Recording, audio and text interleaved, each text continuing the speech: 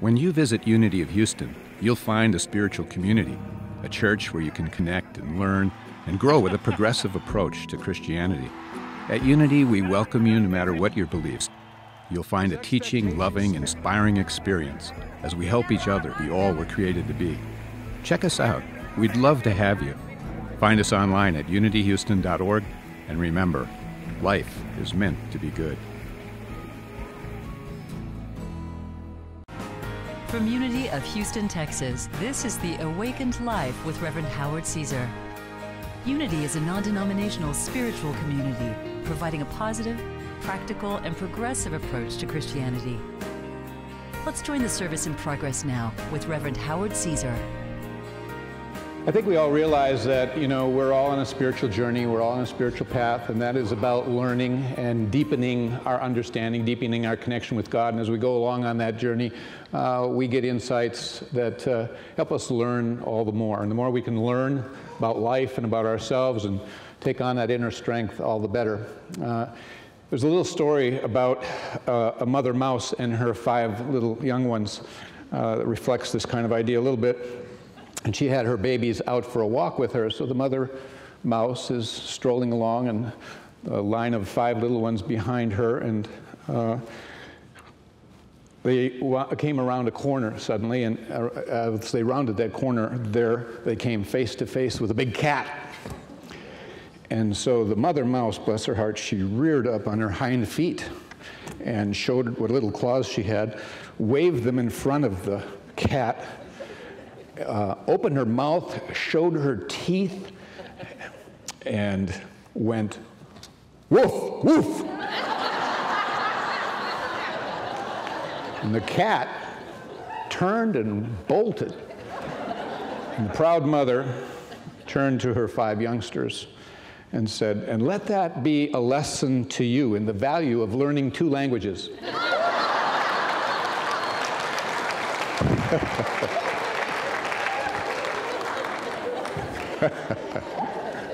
I want to talk to you a little bit about promises today. We all make promises from one time or another, and promises to each other, promises to God, promises to our children, what have you. You might say to your child, well, if you pick up your room and tidy up and go to bed on time, we're going to be taking you to the circus Saturday. It's a promise. Or it might say, we promise you if you finish all your vegetables and clean your plate, you get to have a scoop of ice cream. And if you don't do it, a child will say, you promised, remember, whatever. So a promise is our word, it's our commitment, it's a contract. And biblically, it's referred to sometimes as a covenant between God and us. And it has to do with us being in integrity, and really the universe being in integrity and following through, and a promise being depended upon always, at all times. And so I want to consider the promises of God a little bit today. And, it's basically a promise from God is what we would best describe as a spiritual law. It's a law, and that law will always be there. You can count on it. You can depend on it. If you live it, if you do this, you'll get this as a result. And we often refer to that sometimes as the law of cause and effect, and there are various branches that branch off as the law of cause and effect. It's usually packaged in that if you do this, then this will be the result. And if you move into energies of this quality and purity, then this will be the result. Forgive, and you will be forgiven. Give, and it shall be given to you. Pressed down, shaken together, running over. These are promises. These are laws and principles you can depend on. And if you truly move into them and work as a part of your own personal transformation, and you seek to purify and clean the cup from within, then your outer life will actually change as well. If you are willing to leave certain states of mind behind and all the things that would be that are part of your consciousness that limit in any way, and to move to a higher place in consciousness, then your life will be changed. Your life will be affected for the better. You put this cause in motion, this is going to be the effect, and that's a promise. That is a promise. So the first indication of one of these promises from God is found in a conversation that went on between God and Abraham. And just understand that basically we are all Abraham. And also, as I'm going to be sharing some biblical passages with you today, and understand that the Bible has, as some spiritual masters have said, at least 7 levels of understanding. So yes, there are parts of the Bible that are all history, seemingly, but other parts that seem to be history that actually have other levels of meaning that are about you and your journey of awakening and returning to absolute oneness with God. And that's our goal, is really to be living in this life and bringing heaven to earth and the heaven within us. And so that's a dynamic. And so Jesus spoke in parables, so you had to go inside them, so to speak, and understand the symbology. Some of the early stories of the Old Testament actually are allegories, which is a kind of another word for parable in the Old Testament. And so I preface my sharing by saying many of the characters, like Abram and Isaac and Joseph, we can see ourselves going through some of those experiences. And there is representations of events that symbolize things that happen internally to us. So I just kind of preface our sharing this morning with that. So you have a conversation about a promise, and it was God speaking to Abram. And it would be the same way as the Spirit of God speaking through the still small voice within us, through our intuition. But this is found in Genesis chapter 12. And the Lord said to Abram, his name was Abram, A-B-R-A-M, "Go from your country to a land that I will show you, and I will make of you a great nation, and I will bless you and make your name great so that you will be a blessing." And then it says, so Abram went.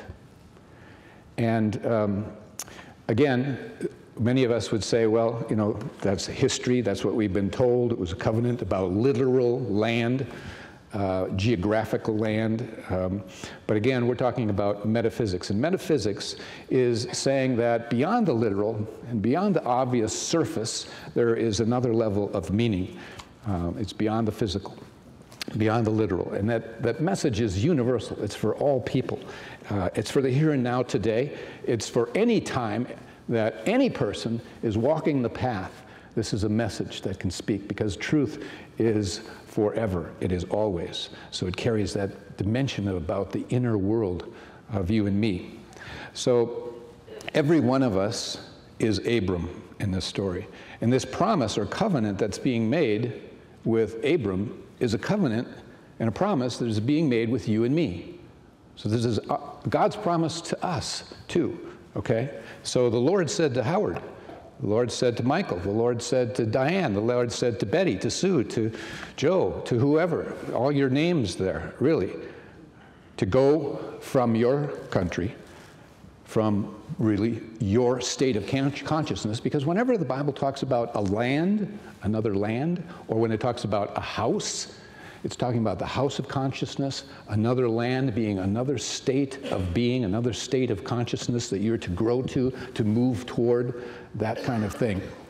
And so go from your country, from your state of consciousness, to a land that I will show you, to an understanding that I will show you, to a wisdom that I will show you, to a new perspective that I will show you, a deeper knowing that I will show you, an awakened awareness that I will show you, to the kingdom of God within you that I will show you, to the promised land. The promised land lives inside of us. And I will make of you a great nation. I will reveal your greatness. There's greatness in all of us because there's Godness in us, okay? God lives and moves and has his being within us. And I will bless you, is the covenant and the promise, and make your name great so that you will be a blessing. And so as you take on this new character and this true nature as a child of God, you become all the more a blessing in the world. You really are one who is making a difference all the more. Because if you go to this land of Christ-likeness, this land of connecting with the Spirit within you, it says, I will bless you, and your name will be great. And remember that name, whenever we pray in the name of God or in the name of Jesus Christ, we're really talking about the nature of. We're talking about in that awareness that Jesus carried, in that oneness that Jesus carried, and we're seeking to pray from that space. And he said, I and the Father are one, and we want to come from that nature of knowing one's oneness. And yes, we're not there, we're working towards it, but this is what we're being called to, is that land. That's the land that we're being called from the very beginning, from the Genesis, you know. And we move through Exodus because there are things we have to leave behind. And that's our story. And so that next line after that promise in the 12th chapter says, so Abram went. Abram went. He said yes. And there's a continuation of that promise, and it's another reference to this covenant, and it's found in the very next chapter, chapter 13 of Genesis. And it's where the Lord said to Abram, lift up your eyes and look from the place where you are. Look northward, southward, eastward, and westward. Okay, for all the land which you see, I will give to you and your descendants forever. Wow. Now, do we really think, reading that literally, that God would promise a certain piece of land to anyone forever?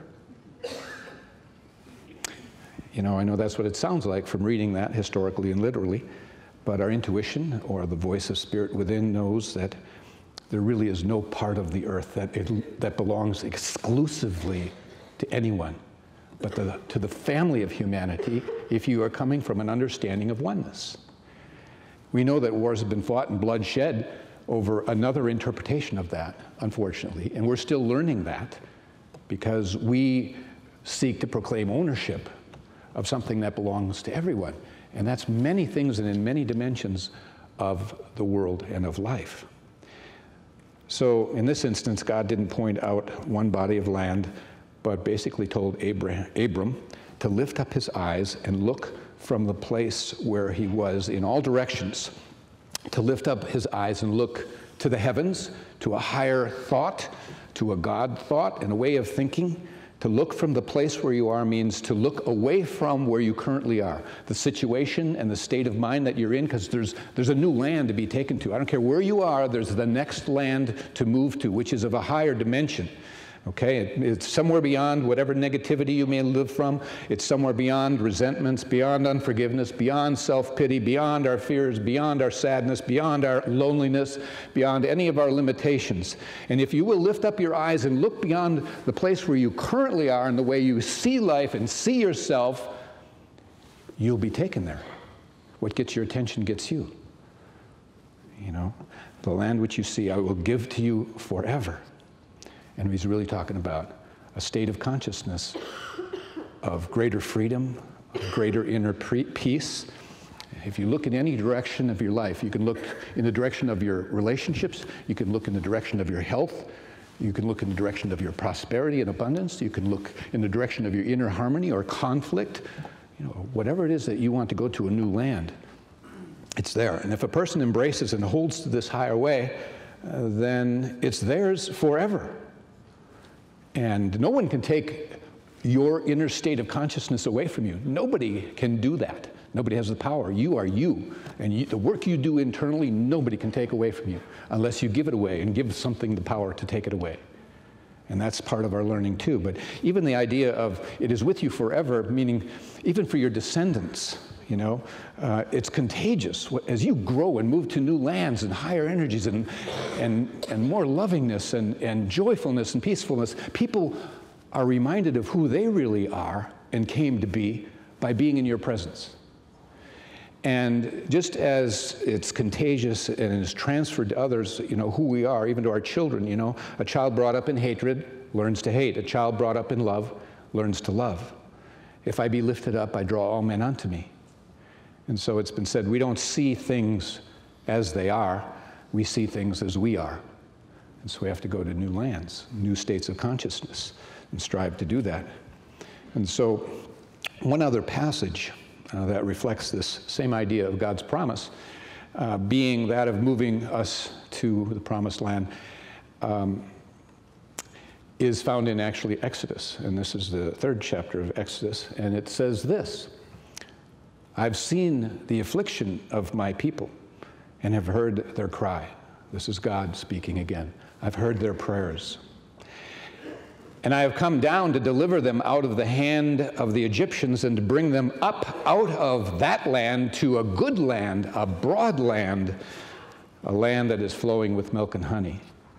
Okay? And so Egypt, you have to understand, represents slavery. It represents bondage. That's where the people were. And even that body of people that is being referred to, he heard the cries of, you have to actually solidify it into being, that's you. The many are actually you. And you have been, at times, in Egypt. You are caught up in the cage of some bondage of thought and consciousness, and that was reflected in terms of one's even external life.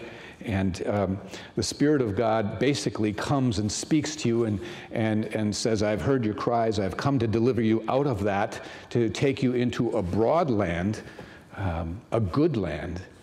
And so whatever we've been slave to, whether it's been, you know, drugs, alcohol, sex, codependency, workaholism, excessive anything, illness, lack, whatever. The Holy Spirit is here speaking to you saying, you know, I've heard your cries, I've heard your prayers, I'm here to deliver you out of that bondage, and basically out of Egypt. And Egypt represents a box. You know, it says, we say, think outside the box. Well, you're never going to get out of the box, the small little box that we've created our life to be, until we begin to think outside the box. You know, we have to actually see, oh, you know, there really is more, and not just for somebody else, it can be for me. You know, it can be as much for me. And so we create this. Egypt is our boundary line. It's our ceiling. It says, this is as far as I can go. This is where the bar has been set for me in terms of my inner thinking. And that's what needs to be changed. It might be my comfort zone, is my line of limitation. And this box is often very small, but there's something that we have to, you know, bust out of and think in a bigger way. You know, I love, there was an instance where, as a kid, there was a pet contest in the local park system. And so, you know, I played baseball and all that, and so you'd get notices, and so there was going to be a contest. Bring your pets.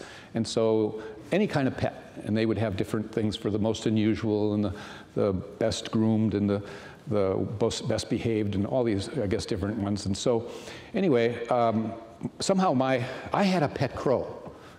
Okay, that's something you didn't know about me, right? I was 10 years old, and I had a crow that had fallen out of the nest as a baby, and I had nursed it and cared for it, and it grew up and it became an adult crow. And it was a pretty nice crow. And I named him Blackie. And so he was good, you know. He would come flying out of, because our house was up against the back of a woods, a big swamp. And so he would come flying out of the trees and land on my arm, and I would feed him, and he was very well behaved. Once in a while he liked shiny things, so he would go for, you know, anything shiny that wasn't tied down would be gone. He'd try to take a woman's earring if she was sitting on the shoulder.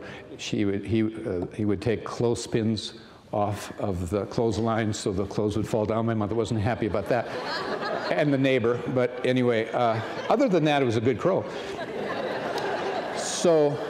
So I'm going to take my crow, because it's a good crow, and I thought I could win something. And we were late. We were late in getting to the contest. Somehow or another, we got the wrong time or whatever. But we're driving to it, you know, and I have the crow sitting on my shoulder. I'm in the car. I'm 10 years old. My mom's driving. And I did tie a little string to its claw or leg in case it just, you know, tried to fly somewhere. It never did the whole time. Sat on my shoulder the whole drive there, you know. People in the cars next to you kind of look and double take, and there's, hey, Joe, there's a crow on that kid's shoulder. Sure, honey, keep driving. Anyway, got there and it was over. And it was, there were people that were leaving, and the judges were leaving. And there were people, I saw there was somebody had a snake in a glass container, and there were some dogs and some this and that. And there was also somebody else that had a crow. But the crow that it had was in a bird cage, like this, small. And that crow was wild and jumping all around. It had lost its feathers from banging against the cage. It was frantic. It was unhappy. It was miserable. It was in its box. It was in a box. And I came walking up with a crow on my shoulder, 10 years old. That really felt good. They all went.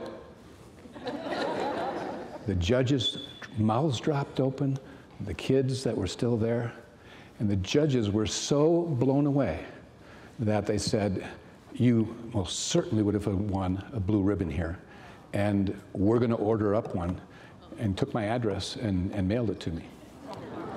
Yeah. But I share this with you because two different experiences. My crow was free, flew around, was having a great life. This other one was caged in Egypt, okay? It was in its box. It's as far as it could go. Couldn't even spread its wings. And many of us live a life like that because we've created some kind of a box of limitation that we hold about ourselves. It may be the conditioning we've had as we've grown up. Nobody is being blamed for this, but it's basically the spirit within is saying, hey, I can take you to a new land. I'm here to take you to a new land. I'm here to awaken you to who you really are, to give you wings, and to be that which I created you to be the love that is there to be expressed, to feel the joy of oneness with me as your creator, to feel the peace and the freedom that comes with just knowing who you are as you relate to this world in which you're in. And so then there's the story of Elijah. See what we're talking about here is actually we have to create some space in the framework of our thought structure for there to be room to leave the cage, to leave Egypt. We have to create some space.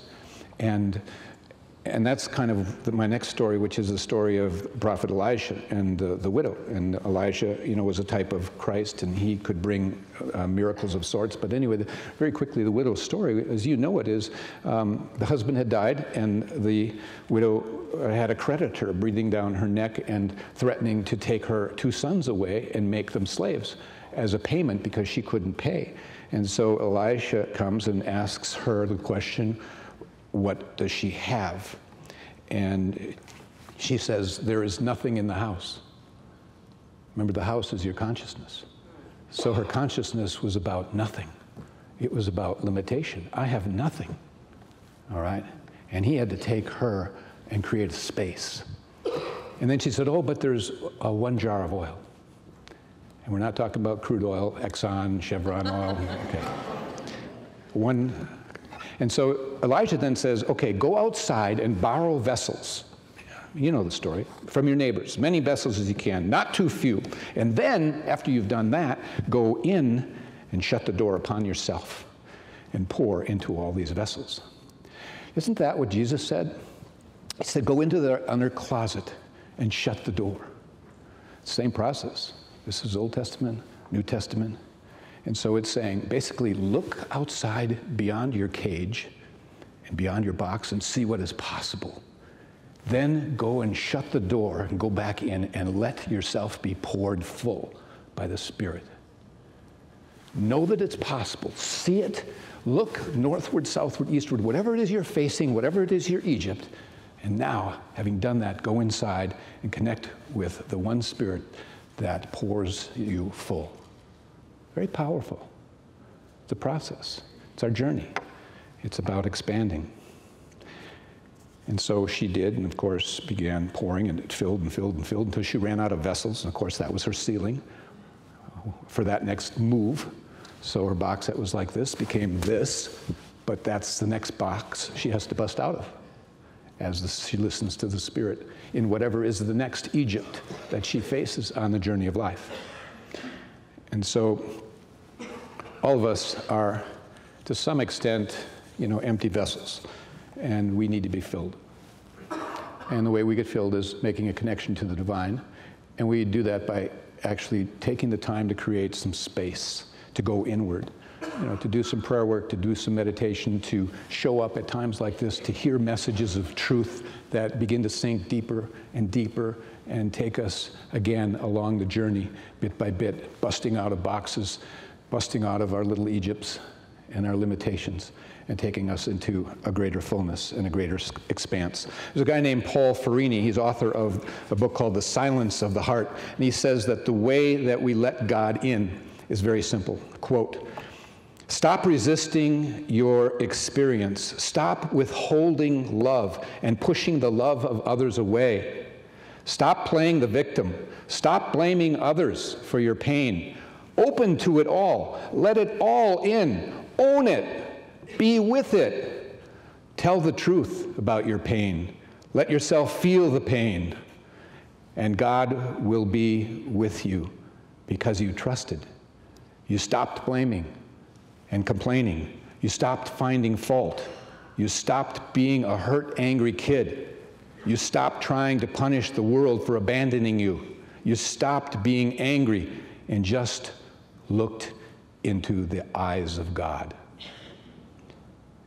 It's going to the inner closet. You know, it is the Father's good pleasure to give you the kingdom, and that's what that's about.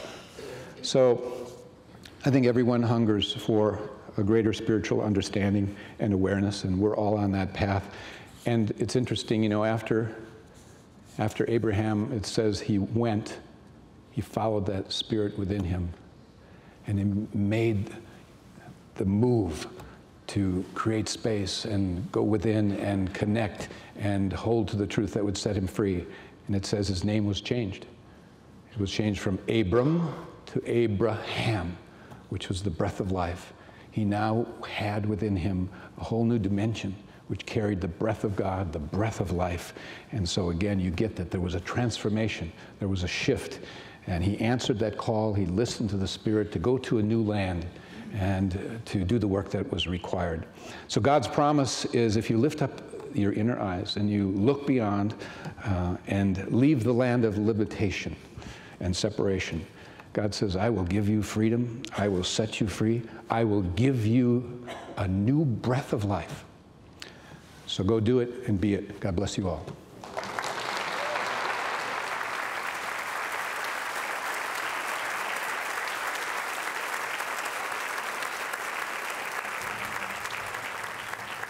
Thank you for joining us for today's message. We invite you to be with us again next Sunday.